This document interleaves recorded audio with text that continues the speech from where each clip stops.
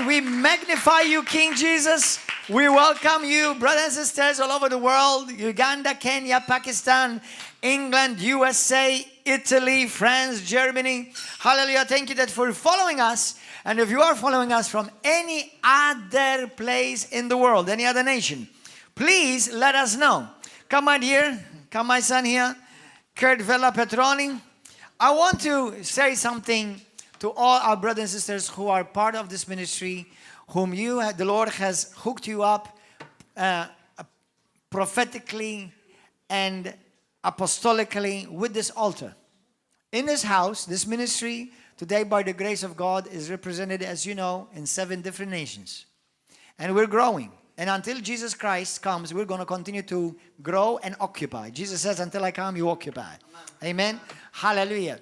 And I want to encourage you, anyone who's following, if you're in Malta or Gozo, and you don't have a home church, don't be alone by your word, in your home or just receiving the word of God if you're in Malta and you can come here.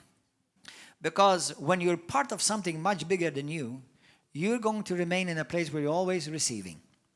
And in this house, in this ministry, God has blessed us with a vision, an apostolic anointing and vision to see not only many souls saved, also other churches started, other ministries and missions started, but as well as mighty men and women of God being raised up. And we see generals. My heart's vision is to see generals of God to go and possess nations in Jesus' name. That's what Psalm 2 verse 8 says. Isaiah 55 also says that. Amen. Ask of me and I will give you the nations. Amen. You shall name a nation that you do not know, and nations will run to you in Jesus' name. Hallelujah. And that's what we're seeing. That's why this ministry is called Nations for Christ, and most of our churches are called River of Love. Now, today, I want you to welcome my son, my friend, a loved son in this house, Kurt Vella Petroni, a minister ordained under Nations for Christ. Shalom, shalom, beloved children of God, beautiful children of God. It's so good to be with you all. It's so good to see you here. Before we start the message, I want you to honor our pastors for what they do for us, because it's no joke. We're at an appointed time. This is not a joke. So we honor our pastors. We thank the Lord for them because we're privileged. Here is not just a membership. We're a family of sons and daughters of the Most High God. So don't take it for granted that you're here today. The Lord brought you here because He has a great plan for your life. He has a great message for you today. So rejoice, rejoice and praise the Lord Jesus Christ. We thank you, Father God. Yes, Lord. Before we start, let's enter into a prayer. Heavenly Father, we thank you for this day. We thank you, Lord, for this day because your mercies are new every day. We thank you for this breath of life, for this is a breath of grace and of your love. Thank you, Father God. Have your way, Holy Spirit. Take full control of me. Speak through me, Lord, and bless my beautiful brothers and sisters in you, Lord. Thank you for bringing them here, Lord. Thank you, Father God, that all your promises are yes and amen in their lives, Father. And today will be a new beginning. In Jesus' name, amen. Thank you, Lord Jesus. Thank you, Lord.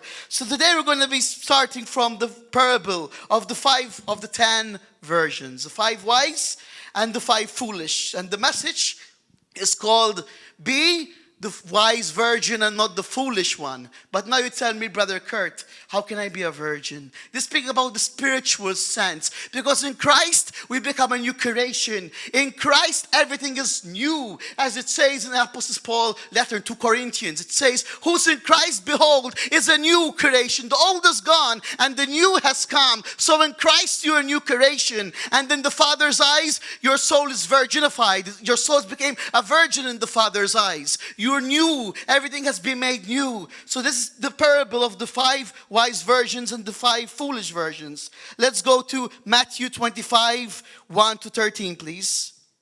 Matthew 25, 1 to 13. Thank you, Lord Jesus. Thank you, Father God. Thank you, Father God. You are good, Lord Jesus. So yes, it begins like this. The parable of the 10 virgins. At that time, the kingdom of heaven will be like 10 virgins who took their lamps and went out to meet the bridegroom. 5 of them were foolish, and 5 were wise. The foolish ones took their lamps, but did not take any oil with them. The wise ones, however, took the oil in jars along with their lamps. The bridegroom was a long time in coming, and they all became drowsy and fell asleep. At midnight the cry rang out, "Here's the bridegroom, come out to meet him." Then all the virgins woke up and trimmed their lamps. The foolish one said to the wise, "Give us some of your oil, our lamps are going out." "No," they replied, there may not be enough for both of us and you. Instead, go to those who sell oil and buy some for yourselves." But while they were on their way to buy the oil, the bridegroom arrived. The virgins were ready that went in with him to the wedding banquet, and the door was shut. Later, the others also came. "Lord, Lord," said they, open the door for us." But he replied, truly I tell you, I don't know you. Therefore keep watch, because you don't know the day nor the hour. And truly we don't know the day nor the hour of the Lord's return. So we must be prepared. We must be on fire for Jesus. We must be feeding, delighting in his love. As Jesus said, "Abide in me and you'll bear much fruit." So we must be on fire for the Lord Jesus, for his coming, for a church who's on fire for him, not being lukewarm, but being on alert, living in the first love. And sadly, most of us lost our first love. And Jesus telling us, "Come to me as how you are, and I shall give you back the thirst for the first love. For I'm coming for a wise virgin, not a foolish one, but one who's wise, who's on alert, who's watching and praying, who's bearing fruit, who's being the light of the world in Jesus and the salt of the earth, not acting like the world, but acting the way I desire her to be." And Jesus desires us to be on fire for him, not to love the things of the world, but to love him first. Because if Jesus is not first, how you're not really loving the Lord? If the Lord is not valued above all, he's not valued at all. Jesus deserves the first place. And that's what he wants from us, to put him first in all what we do. Because as we go back in verse 3 of Matthew 25, it says this: "The foolish ones took their lamps, but did not take any oil with them." So you tell me, Brother Kurt, what's the oil here? What the oil it's speaking about? It's of walking in the first love. Being on fire for Jesus, being a wise virgin. As I repeat again, this has nothing to do with the physical sense, but with the soul. Because when we're in Christ, we're a new creation. Everything begins new. So our souls must experience sanctification. And I like to use the word virginification, which means that your soul is a child before the Lord. Your soul is enjoying the presence of the Lord. Your soul is not compromising with the world or acting like the world, but being all the Lord's beloved child, because Jesus is forever lovely. Altogether lovely is the Lord. And you tell me, Brother Kurt, what prevents us from walking in this beauty of the Lord, on fire for him? It's offense. Many of us are offended and we don't even know. And offense and bitterness destroys the beauty of walking as a wise virgin for the Lord. If we're still walking in bitterness, we're not really obeying the Lord Jesus' instructions. Don't get bitter, but get better in Jesus. Get better in him, because bitterness is what destroys us. But you tell me, Brother Kurt, you don't know what that person did to me. When this became about you, wasn't it about Jesus? Was it about all Jesus Christ? So it doesn't matter what they did to you or what they said to you. Guard your heart from offense. As it says in the book of Proverbs, out of the heart flows issues and the goodness of life. So guard your heart. Guard your heart, because you don't know the day of the hour of the Lord. If he doesn't come, you will go. So it's good to be prepared, trimming, being on fire for him. Yes, having the lamp, the light in the lamp. Because if he comes right now and there's no oil, what are you going to do? Many people tell me, but we love the Lord. We go to church, we preach the gospel, we do charity works, voluntary works. That is good. But if you're not doing it in your first love, it means in vain. If you're doing it and there's bitterness in your heart, it's in vain. Because Jesus said, many will come to me and say, "We preached in your name. We cast out devils in your name. We healed the sick in your name. But I tell you, I did not know you, because you did not do the will of the Father." And what is the will of the Father? Being a wise virgin on fire for Jesus. Letting go of the past. Not loving anything in the world, but loving Jesus first. Being Jesus-centered. Christ-like mindset. All about Christ. Living from heaven to earth. Not living from earth to heaven, but living from heaven to earth. And sadly, yes, bitterness and anger ruins the journey of experiencing the beauty of being a virgin before God. Anger, issues of anger, destroy us, beloved. There's nothing to be angry about. Jesus on the cross paid the full. Jesus on the cross said, Father, forgive them for they don't know what they do. So Jesus, who's innocent, did not deserve to be crucified, forgave those who hurt him. How much more forgiving we should be when we deserve certain persecutions. The Lord did not deserve it, yet he forgave them. So also we should forgive and walk in love. As it says in 1 Corinthians 13, love is patient. So if I'm not patient with my brother or sister, I'm not walking in love. If I easily get angered, I'm not walking in love. For love is patient. Love is patient indeed. It's long-suffering. It doesn't give up. It keeps on going no matter what. It is kind, not unkind. Example, if a brother or sister comes up to me, or a person in general, there's something wrong to me, and I want to repay evil by evil and get angry with him, that's not walking in kindness. Because the love that is patient, that is kind, forgives, that goes, and moves on. So we have to examine our hearts. As the Apostle Paul says, examine your heart to see if you are in the faith. Because if we're being offended easily and walking in offense, we are not walking in the first love, and we're not being a wise virgin. Because Jesus is coming for the wise virgins, those who have light in their lamp, who are on fire for the Lord, who are not walking in offense or bitterness, but are walking in perfect love of the Lord Jesus. For as it says in 1 John, perfect love casts out all fear. And most of you live in fear because there's bitterness in your hearts. There's lack of forgiveness and issues of anger. But once we surrender all to the Jesus, Lord Jesus, and allow him to heal us, everything will become new. Because the Lord wants to make everything new. And that's the key to Brother Kurt. How can I not get offended if those people are making me angry and insulting me? How can I not feel offense coming up? It's very simple. Forget you. This was never about you. It was about Jesus Christ. And as Apostle Paul says, I've been crucified with Christ. It's not I who live, but Jesus Christ who lives in me. And this life I live it in the faith of the Son of God. In the faith of the Son of God who loved me and gave himself for me. Ask you a question. Do that people get offended? Do that people get angry? Do that people want to strike? No, they're dead. They can't do anything because they're dead. And Christ wants you to be dead to the self. Because once you're dead to self, you can manifest Christ through you, the hope of glory. Hallelujah. Thank you, Jesus. So yes, we must be completely dead to self. Then again, I repeat, take nothing personal. Take nothing personal. Because this isn't about you, it's about Jesus. So it doesn't matter what they do to you. What matters is that Jesus is first. Because when Jesus is first, you will never be lost. Because he'll take care of you. And he will never leave you. And what the enemy means for bad, God will turn for your good. Glory to Jesus. Hallelujah. Thank you, Lord. So yes, by the time Brother Kurt give us more examples that are happened to the heroes of the Holy Word of God, the saints of the past. We have a great example, Joseph, whose his brothers sold him to slavery. You see his story, what he went through, deep humiliation, 10 years in a jail, serving the emperor. They were going to accuse him with sin because the wife of the emperor tried to sleep with him and he ran away. And that's another key. That's a beautiful key. Run from offense. Run from sin. Don't play with offense because you get offended.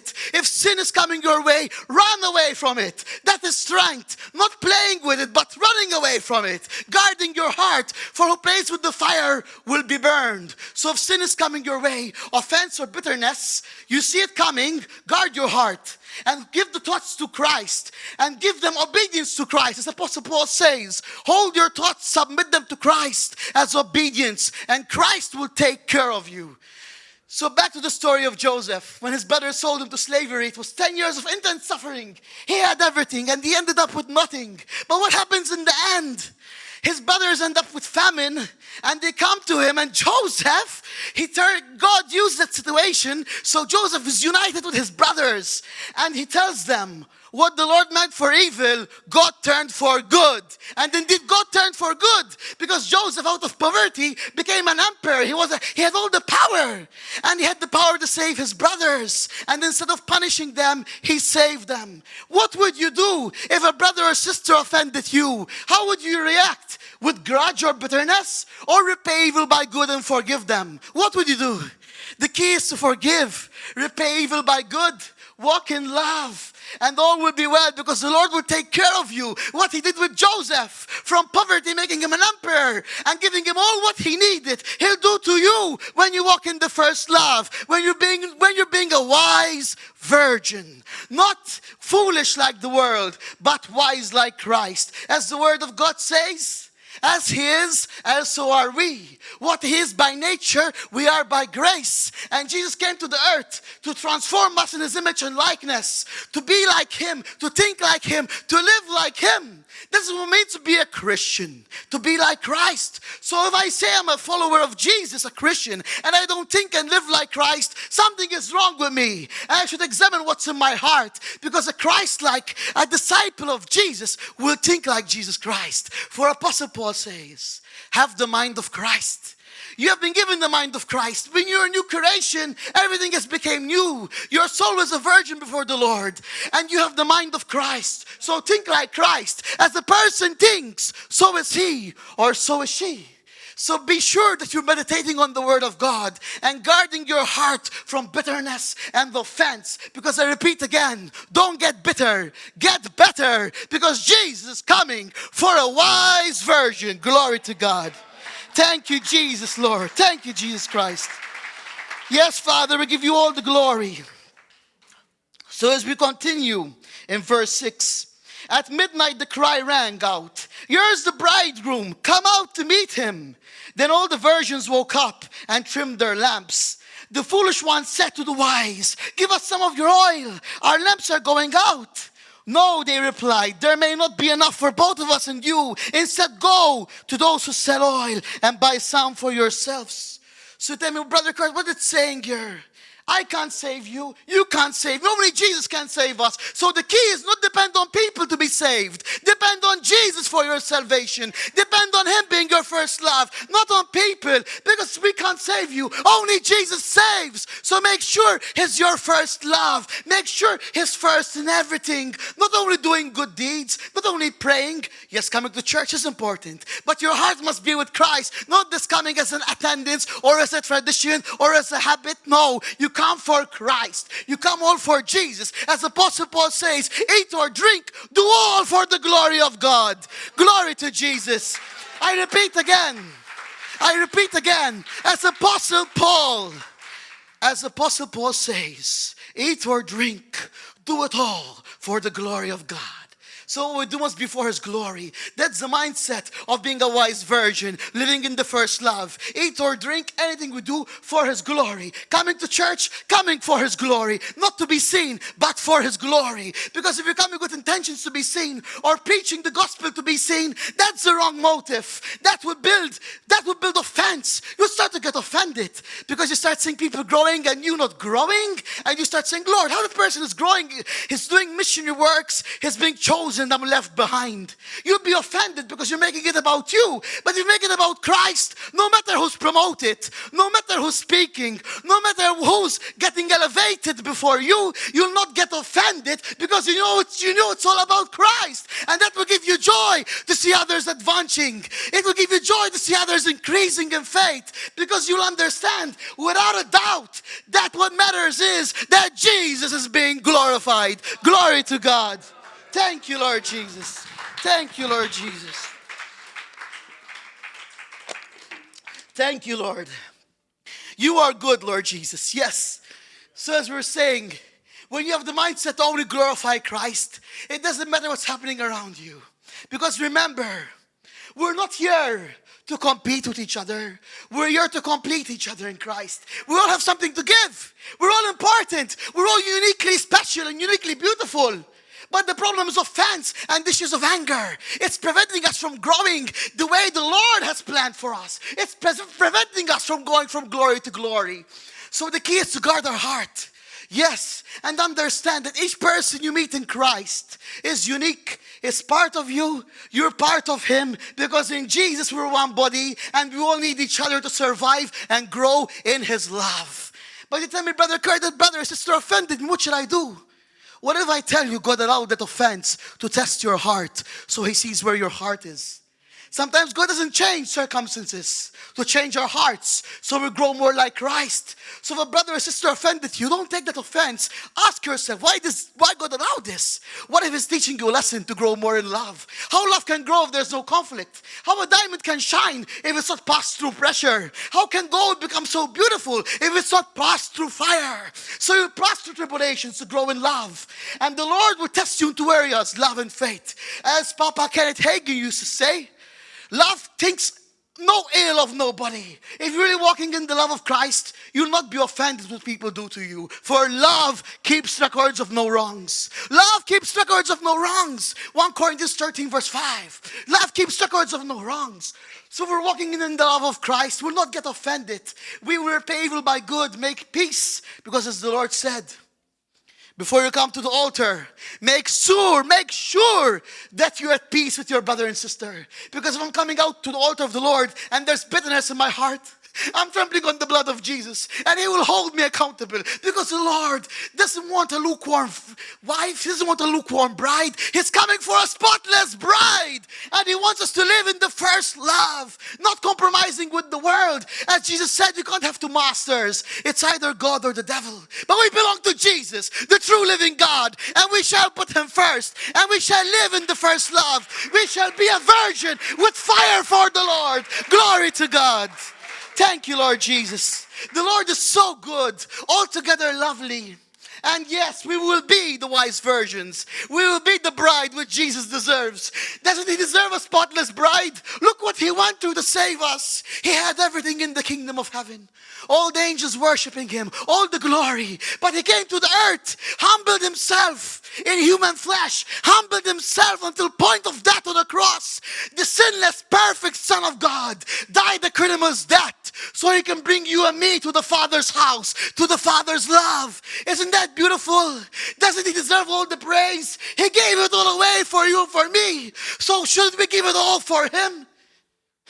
This is what I ask myself. Many people say, but Kurt, how can I humble myself? Look at Jesus and you'll understand humility, what it's all about. You'll understand what the Lord went through, humbling Himself till point of death on the cross, a criminal's death. Did Jesus deserve it? No.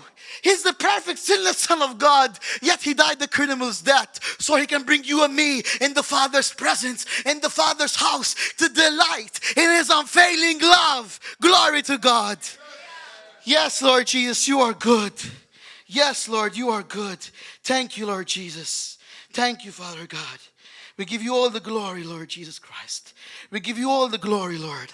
Thank You, Father. So yes, we must be sure that we're truly living in the first love, because we'll be held accountable.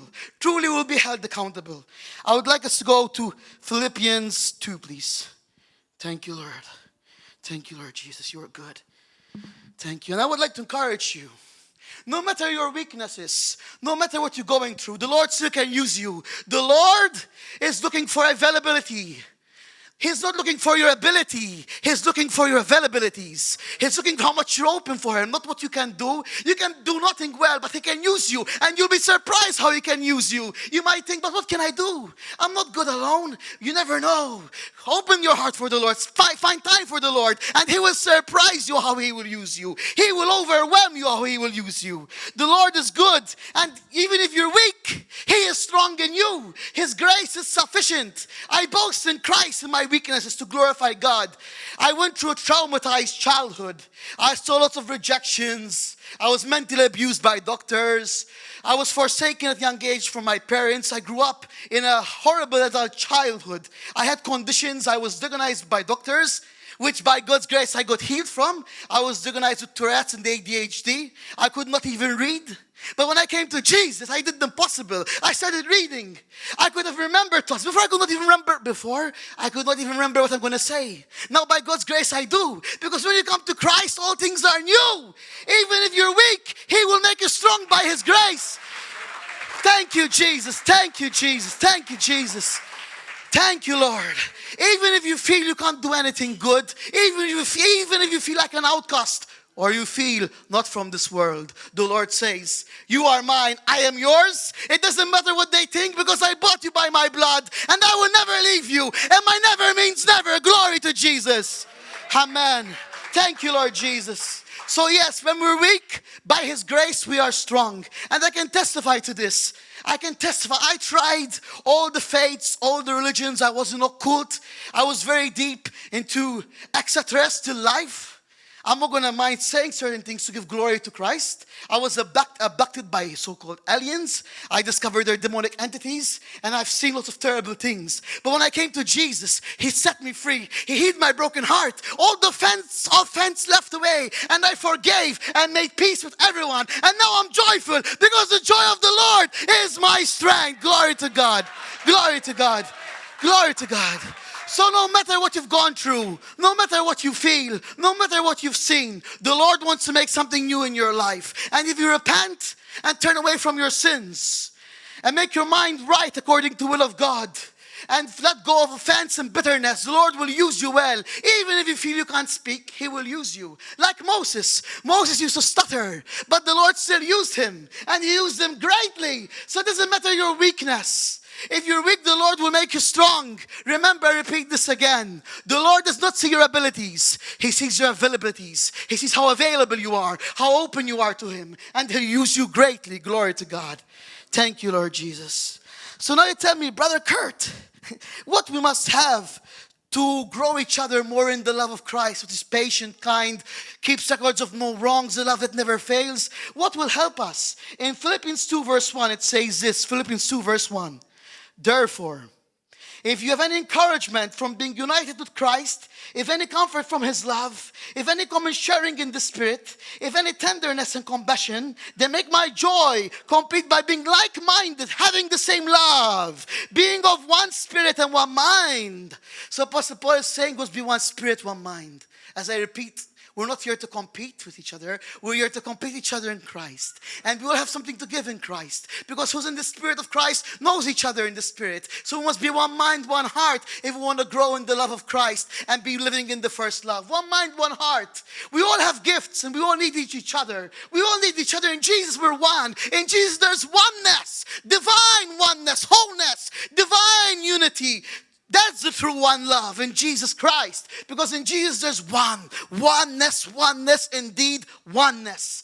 You don't become a different person in the sense of being individualistic. You become a person of oneness with your brothers and sisters. Because you all have something to give and you all need each other. Because Jesus Himself said, the world will know you're my disciples by the love which you have for each other.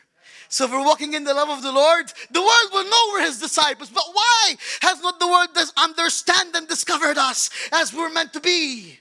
Because there's many pride, many bitterness, many anger issues which we have not let go of. But if we let go of these anger issues, let go of these offense and walk in the love of Christ, which is patient, kind, and keeps records of no wrongs. If we walk in that unfailing love, yes, the world will see us and they will see Christ. Because I repeat again, Jesus said, the world will know you're my disciples by the love which you have for each other. And greatest love is to give your life to your friends. Not to be bitter, not to speak bad about your pastor, brother or sister, but to speak words of life, encouraging words, and build each other in Christ. Glory to God. You're all together lovely, Jesus. Glory to you, Lord.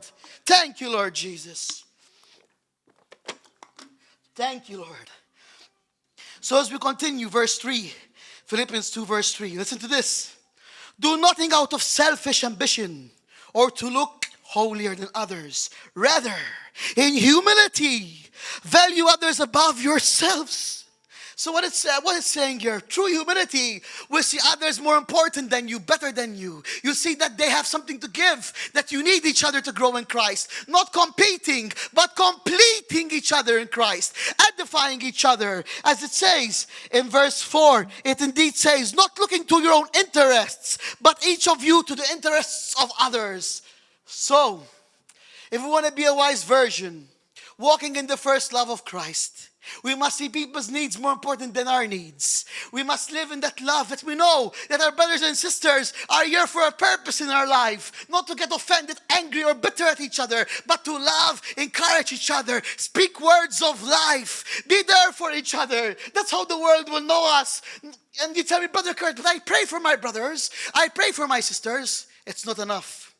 You know, the Apostle John says in 1 John, he really says, love not with word only, but with deed and truth. If I say I love you, yet I'm never there for you, I never check on you, I never call you, never meet you, that's not love. Love is sacrifice. Love is to give. Love is to give it all. As Jesus said, I repeat again, greatest love is to lay down your life for your friends. Glory to Jesus. Glory to you, Lord. So yes, if we're truly walking in the first love, we're giving our lives to each other. And that's how the world will know us. That's how the world will know the Christ, the hope of glory. He will manifest himself through us when we're walking in the first love with the Lord and with each other. Being a wise virgin, not a foolish, bitter, offended one, but a wise one. Walking in the power of Christ. For if you want to walk in the power of Christ, you must walk in love. For love is the fulfillment of it all. Love is the fulfillment of it all. Love is the fulfillment of the law. Because if you love, there's no more condemnation. If you love, there's no more suffering. If you love, there's no more bitterness. Because when you love with the love of Christ, everything becomes whole. For the love of Christ is what makes us whole. Glory to God. Glory to you, Jesus. Thank you, Lord, for trusting in us. Thank you, Lord, for using us even in our weaknesses. Thank you, Lord. You're so good, Jesus. You're altogether lovely. Whom the Son sets free is free indeed. Where there is the Spirit of God, there is freedom. Freedom, freedom in Jesus' name. Hallelujah. Thank you, Lord. So as we continue in Philippians 2, verse 5. Philippians 2, verse 5. In your relationships with one another, have the same mindset as Christ Jesus, who being in the very nature of God, listen to this, who being in the very nature God, he is God in flesh. He is in that nature, yet he humbled himself, making himself nothing, making himself a servant, and being appeared in the likeness of human flesh, he humbled himself to point of death on the cross, a death of a criminal. So if Jesus, the perfect sinless Son of God, went through that humiliation, you and me, why do we complain when we're going to persecutions? Why do we get bitter? Why do we lose the first love? We should not. Because I repeat again, this is not about you or me, it's about Jesus Christ. And if we're truly dead to self, we'll never get bitter or offended. As Jesus said, a wheat must fall to the ground and die to bear much fruit. A seed must fall to the ground, die, and bear much fruit. So if you want to bear fruit, you must die to yourself. You must die to self-centeredness. You must only think about Christ every second of life, every second of your breath. It's only Jesus Christ. Glory to God. Thank you, Lord. Yes. But you tell me, Brother Kurt, what is the beauty of humility? Humility is liberty. Humility is salvation. Salvation is humility. Because the humility of Christ gives you the taste of the goodness of the grace of Christ. When you're humble, you can taste life more beautiful. Even when you walk in the streets and look at people, you see them more important than you. You know that they need Jesus as much as you need Jesus. You'll take care of their soul to love them, to show them Christ. You will live in that freedom, that security of knowing you're perfectly loved by God. That beautiful, perfect love that will empower you to love each person you meet every day, wherever you are. You feel to share love with them. Even how you look at them, how you smile, how you speak with them. You just want them goodness because you know how loved you are and you understand the humility of Christ, how much he humbled himself to lift us up. We'll understand that without a doubt. It's all about Christ, and we just need to love the way he has loved us. Not getting offended or bitter, but walking in that perfect, unfailing love of Jesus Christ. Glory to God. Hallelujah. Thank you, Jesus. Thank you, Lord. And truly, when we're walking in the first love and in humility, I tell you, you will never feel insecure. You'll never feel offended. Because when you look at people, even those who are not unsaved, you see something beautiful in them. You see that Jesus loves them too. He loves them because He has loved you. So if you have any family members or friends who are unsaved, don't feel superior or angry towards them. Walk in the love of Christ. How Christ was patient with you, be patient with others. How Christ was kind to you, be kind to others. How Christ was faithful to you when you were unfaithful, be faithful to others. So that is the key to grow. As I said, with unbelievers, even people who don't think like you, believe like you, walk in love. Remember, hurt people hurt others. Many people hurt you or try to offend you or do offend you. It's because they're broken themselves. But you have Christ, the hope of glory. So be like Christ and repay evil by good. That is the key, to repay evil by good. That's the key to be a wise virgin. Always repaying evil by good and walking in love, the love of Christ that never fails. Glory to God. Glory to God. As Apostle Paul says in 1 Corinthians 13, love believes all things. You tell me, Brother Kurt, what does it believe? It believes for the better of that soul, that that person will come to Christ. It bears all things, bears humiliation, bears persecution.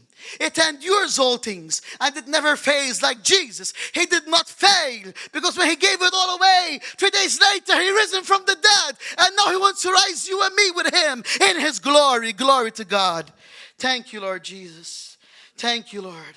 So as we continue into Philippians 14, listen to this. Listen to this, 2 Philippians 14. Do everything without grumbling or arguing, so that you may become blameless and pure children of God, without fault.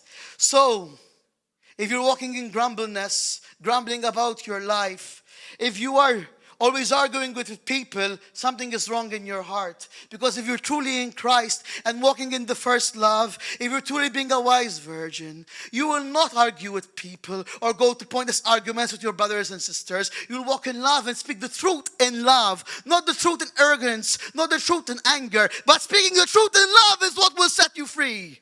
So yes, if I'm being angry with my brothers and sisters, if I'm grumbling, saying, oh, I'm bored of life, I have to do this by force, you're on the wrong way. Don't grumble. Do it all for the glory of God. No grumbling in the kingdom of God. Grumbling is a poverty mindset. The Lord wants you to rejoice and be joyful in what you do. The Lord wants you to delight in what you do. The Lord wants you to be excited for Him in what you do. Because I repeat again, and I keep on repeating it. It's not about you or me, about Jesus. So if it's about Jesus, why grumble? If it's about Jesus, why argue with your brother and sister? Isn't Jesus fullness of life? Isn't Jesus fullness of love? So if we're really walking in the Lord, walking in the first love, there'll be no arguments with each other, but reconciliation. Reconciliation in the spirit, reconciliation in the heart, reconciliation in the mindset that we have, how we look at each other. Not looking superior, but seeing each other's needs more important than us. Seeing others more important than ourselves. That's how we grow in love and humility. Not complaining and arguing, no. Not getting offended, no. But walking in the first love of Jesus Christ. Glory to God. Thank you, Lord Jesus. Thank you, Lord. You are good, Father God. You are good, Lord. You are good, Lord. You are good. So yes, I would like us to go to Hebrews 12 verse 1, please. Hebrews 12 verse 1. Thank you, Lord Jesus. Hebrews 12 verse 1. Hebrews 12 verse 1. Listen to this. Therefore, since we are surrounded by such a great cloud of witnesses, let us throw off everything that makes us sin and puts us in sin. And let us run with perseverance the race marked out for us, fixing our eyes on Jesus, the pioneer and perfecter of our faith, perfecter of faith. For the joy set before Him, He endured the cross, scorning its shame, and sat down at the right hand of the throne of God. So it says here, what is the key to walk in faith? What's the key to walk in the first love? What's the key to be the wise virgin? To keep your eyes fixed on Jesus. For what you offer, on what you focus, you attract. So focus on Jesus and you always attract Jesus and the kingdom of God. If you focus on the pain, what's going on in your life, if you focus on people's grumbling or focus on your bitterness, it's going to grow. But if you focus on Jesus and look at Jesus, his love will heal you, for Jesus is the perfect healer. Glory to God. Glory to God. And I repeat again, on what you focus, you attract. So focus on Jesus. As it says in the book of Isaiah. In the book of Isaiah it says, keep your mind stayed on the Lord, and you will live in perfect peace. So you want to be in perfect peace? You want to be at rest? Keep your mind fixed on Jesus in every single thing, and you will be at peace. Glory to God. Thank you, Lord. So as we continue here, Hebrews 12 verse 2. Hebrews 12 verse 2, yes. Fixing our eyes on Jesus, the pure and perfecter of faith. For the joy set before him, he endured the cross, scorning its shame, and sat down at the right hand of God. Consider him who endured such oppositions from sinners, so that you not grow weary or lose heart. So it says, verse 3, consider him who endured such opposition from sinners. We tell me, Brother Kurt, what does it mean? Jesus got tempted many times to grumble or be bitter. He was tempted like us, but never sinned. That's the difference. That's the beauty of the incarnation of God. That's the beauty of the Christian faith. That it gives you the understanding. God is not somebody beyond you that doesn't care about you. He's a God of intimacy, oneness, a God of pure love, because he came in the flesh as Jesus Christ. So he will show us that there's no excuse, that he understands us, because he was tempted all like us. He went through all the difficulties that we go through. The difference is he never sinned, so he can take your sin, my sin upon himself, so he can set us free. Glory to God. So yes, as it says here, if the Lord took opposition from the Pharisees, from the sinners, and never got bitter, but fulfilled his mission, why can't you fulfill your mission that God has given you? You could, because Jesus gave you the Holy Spirit, the Comforter, the Helper, the one who's altogether lovely. And as Apostle Paul says in Romans 8, the same Spirit that rose Christ from the dead lives in you. So through Christ who strengthens you, you can do all things. Glory to God. Hallelujah. Thank you, Jesus. So yes, through Jesus we can do all things. No matter what, if we put our eyes fixed on him, we will overcome. Because the Lord Jesus said, I will never leave you. And his never means never. Amen. Glory to God. Thank you, Lord Jesus. Thank you, Lord.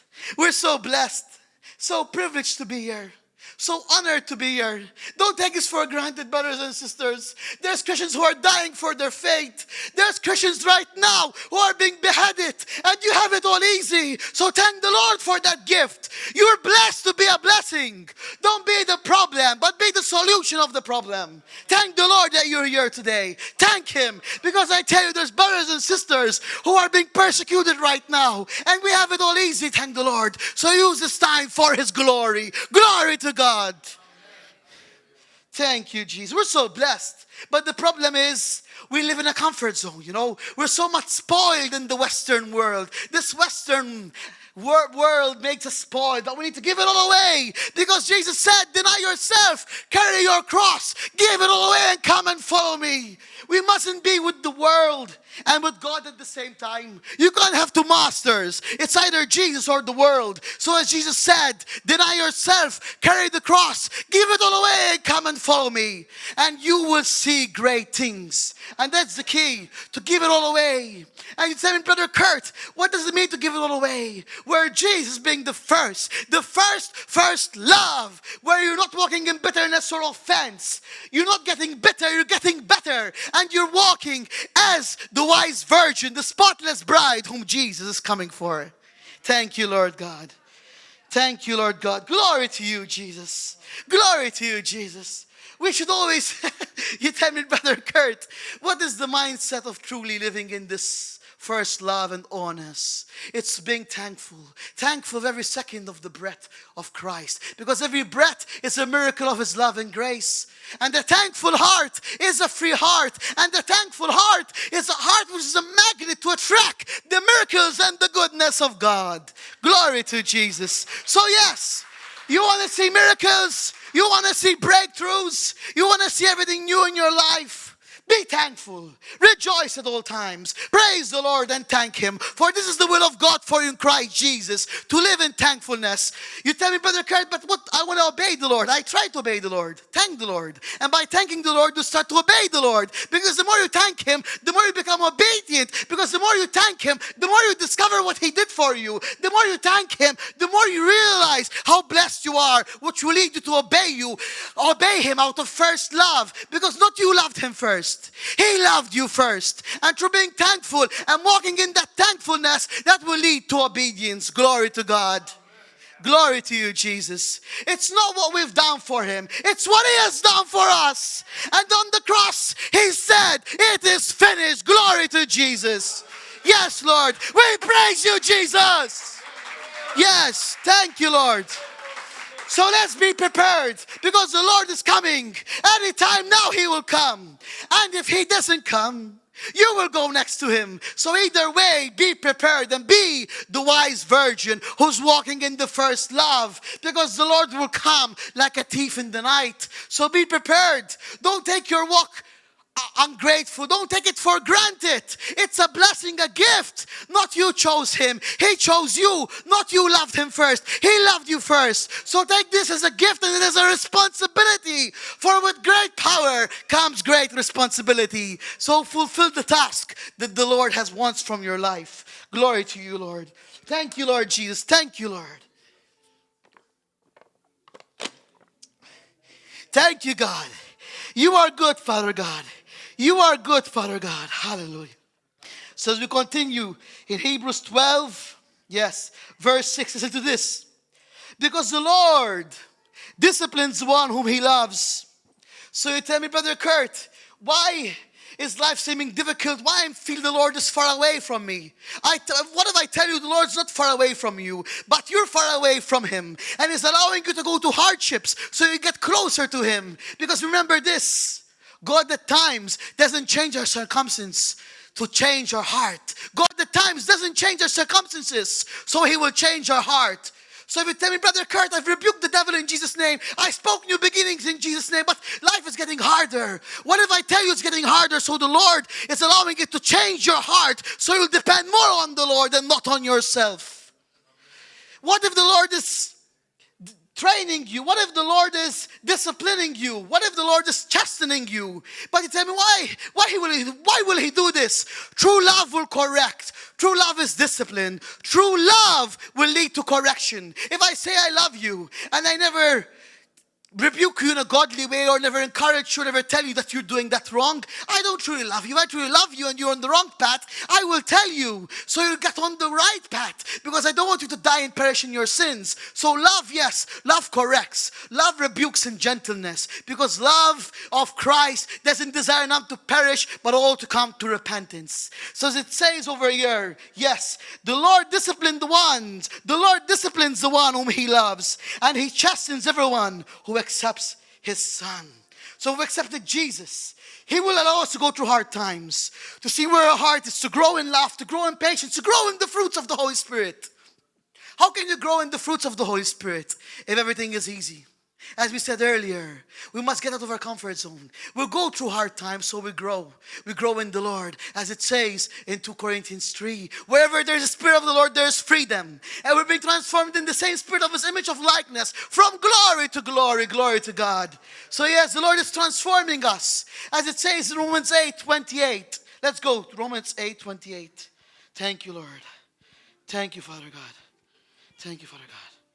Yes, let's go Romans 8:28. Romans 8:28. Thank you, Lord. You're so good, Jesus. You're so beautiful, Lord. Nothing else matters but you, Jesus. You are our perfect love. You are our first love. And only you, Jesus, satisfy. For yes, Lord, our hearts are restless until they rest in you. For only you, Jesus, fulfill us. And only you make us whole and complete in your perfect love. Thank you, Lord. So as we go to Romans 8:28, it says this.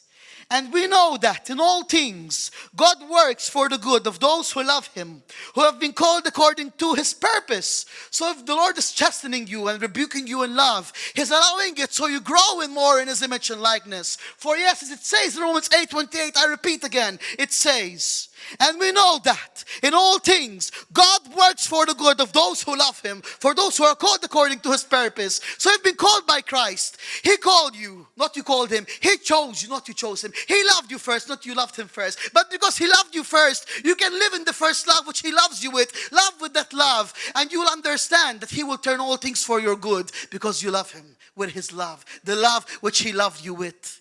Glory to God. In fact, that's my desire.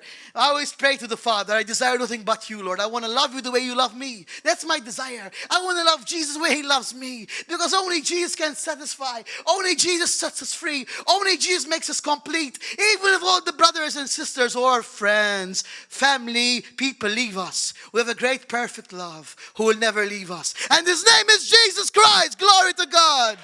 Hallelujah. Hallelujah. Yes, Jesus will never leave us. So don't get bitter. I repeat, don't get bitter. Don't get offended. Get better. Get full of love. Don't get bitter. Get better. And experience the love of Christ. And the joy of the Lord will be your strength. Glory to God. Yes, so let's continue. Beautiful Jesus. Isn't He beautiful? Isn't He worthy? Isn't He deserve all the love? Nothing else matters but Jesus Christ. Glory to God. So we have a promise from Christ. When we're living in the first love and being the wise virgin, we have this promise. Romans 8, verse 37. Listen to this. Romans 8, verse 35. Who shall separate us from the love of Christ? Shall trouble or hardship or persecution or famine, or nakedness, or danger, or sword? As it is written, for your sake we face death all day long. We are considered as sheep to be slaughtered. But no, in all these things, we are more than conquerors through Jesus who loves us. For we are convinced that neither death nor life, neither angels nor demons, neither the present nor the future, nor any powers, neither height or depth, nothing in creation will separate us from the love of God revealed in Jesus our Lord. Glory to God. So this is a great promise in Romans 8 verse 39, which says, neither nothing in creation will separate us from the love of God. So be of good courage. If you're walking in the first love, if you're being the wise virgin with light, oil in the lamp, you have the great promise that nothing will separate you from the love of God. Glory to Jesus. That's a great promise. That's a truly great promise. And as we know, as the word of God says, all His promises are yes and amen. So yes, I would like us to go to Colossians 3, please. Colossians 3. Yes, this is also another key. It's very important. Colossians 3, verse 1. So you tell me, Brother Kurt, but so much persecution, so much earthly things in my mind, so much earthly desires. What shall I do to overcome them? Look what Apostle Paul says in Colossians 3, verse 1. Since then you've been raised with Christ. Set your hearts on things above, where Christ is, seated at the right hand of God. Set your minds on things above, not on earthly things. For you died, and your life is now hidden with Christ in God. So yes, we must put our mind focused on heavenly things. Because on what we focus, we attract. And if our mind is on heavenly things, we'll attract the heavenly things. We will attract the heavenly goodness. So yes, our minds be set on heavenly things, not on things of the earth. For you died to this world. You died to the earth. You're now with Christ, seated with Him in heavenly places. So don't live from earth to heaven. Live from heaven to earth. Glory to God.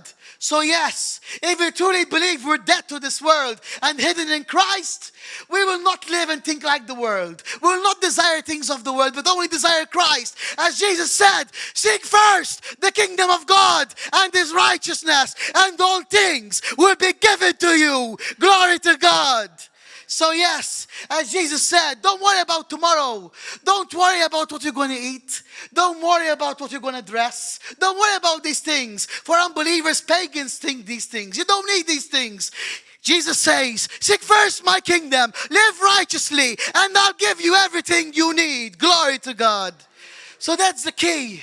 To keep our mind stayed on heavenly things. Set our mind on heavenly things. Seeking first the kingdom of God in every single thing. Seeking first the kingdom of God in all what we do. Eat or drink, do it for the glory of God. Thank you, Jesus. Thank you, Jesus. Thank you, Lord. You are good, Father God. You are good, Father God. Yes. So I would like to basically end the message with a great promise of living in the first love, being the wise virgin for Christ. I would like us to go to, James 5, 7 to 12, please. James 5, 7 to 12. James 5, 7 to 12. Thank you, Lord. Thank you, Lord. James 5.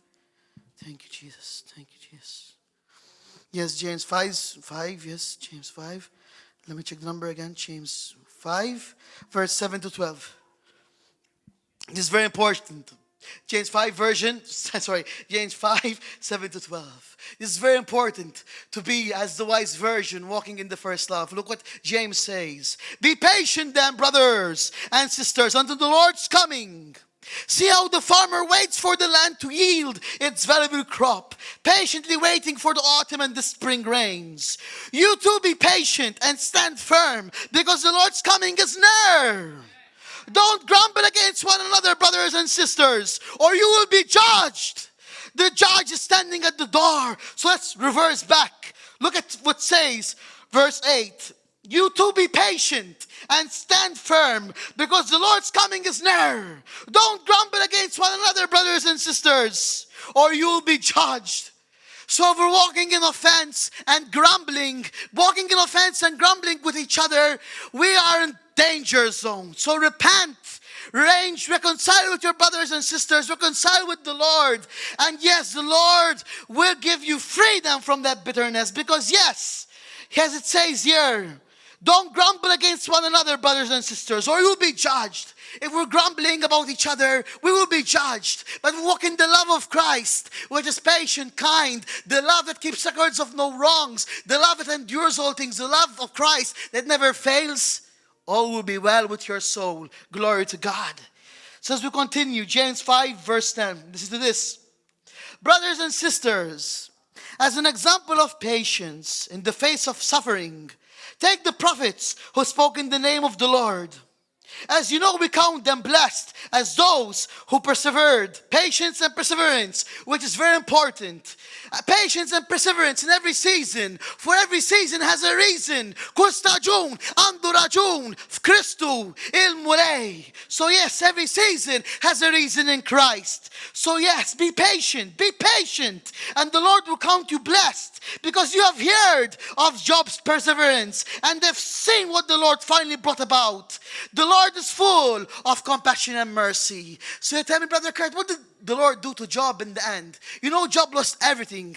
But in the end, because Job kept on believing, patience and perseverance, Job kept on praising God. In the end, the Lord rewarded everything back. He gave him back better than what he had in the beginning, because the Lord is full of compassion and mercy. As it says in Ecclesiastes 7:8, the end of a thing is better than its beginning for those patient in spirit. So be patient in spirit. Don't get bitter, get better. Be the first, walk in the first love, be the wise virgin, and everything will be good, because the end of a thing is better than its beginning for those patient in spirit. Glory to God. And I repeat again, what is love? Love is patient. Love is kind. Love does not boast. Love is not proud. Love does not rejoice in iniquity. Love does not rejoice in evil. Love is long-suffering. Love keeps records of no wrongs. Love believes all things for the better. Love bears all things, endures all things, and love never fails. And that's the love of our Lord and Savior, Jesus Christ. Glory to God. Thank you, Jesus. Thank you, Jesus. So be of good courage. Be of good courage. Yes. Repent truly from the heart and mind. Repent and acknowledge God and align your will with His will. Renew your mind according to His word, and all will be well for you. Be in the first love, and the end of the thing the end of everything will be better than its beginning. For the Lord is faithful, and all His promises are yes and amen. Glory to God. Thank you, Father. Yes, Lord, I thank you for this message, Lord. I thank you for this time you gave us together, Father God. I thank you for this privilege, Lord, to share your love and your words with your children. Thank you, Father God, that you're doing a new thing in our life. Yes, Father, we pray for those on YouTube and Facebook, Lord. Yes, those on YouTube and Facebook who want to give your life to Jesus, say His prayer with us. Father, we thank you for sending your beloved begotten Son, Jesus Christ, who on the cross took my sin, my punishment, what I deserve, to set us free. Lord Jesus Christ, Son of the living God, have mercy upon us. Wash us with your blood. Fill us with your Holy Spirit. Yes, Jesus, we desire you. And from now on, Lord, our life belongs only to you, Jesus. And new beginnings in Jesus' name. Yes, if you prayed that prayer on Facebook and YouTube, the Lord is doing a new thing in your life. And yes, if there's anyone who wants prayer today, who wants to come out for prayer, if you're feeling bitter or hurt or troubled, come. The Lord says, come to me as how you are. Come to me as how you are, and you shall find rest for your souls. Glory to Jesus. Thank you, Lord. So if there's anyone who wants to come out for prayer, feel free to come out. Glory to God. Thank you. Praise God. Thank you, Jesus. Yes, everyone.